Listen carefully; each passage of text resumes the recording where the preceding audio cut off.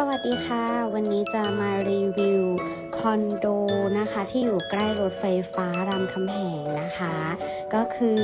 คอนโดอัศการนะคะติดรถไฟฟ้าเคหะรามคำแหงนั่นเองค่ะอยู่ซอยรามคำแหง186นี่เองใครที่กำลังหาที่พักอยู่นะคะใกล้รถไฟฟ้าเดินทางสะดวกใกล้บิ๊กซี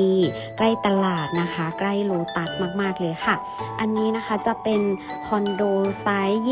24ตารางเมตรนะคะเป็นสตูดิโอนะคะเปิดมาก็จะเจอครัวบิวอินให้จุกๆแบบนี้เลยนะคะอันนี้เป็นห้องน้ำนะคะมีเครื่องทำน้ำอุ่นให้เรียบร้อยนะคะมีห้องน้ำที่น่ารักแบบนี้นะคะแล้วก็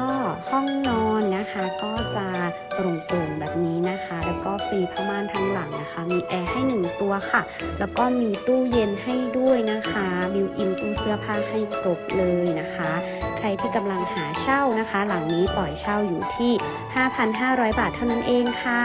ถ้าขายนะคะหลังนี้จะขายที่1,200,000 บาทเท่านั้นนะคะคอนโดติดรถไฟฟ้าร้านของไม่มีอยู่ชั้น4นะคะใครสน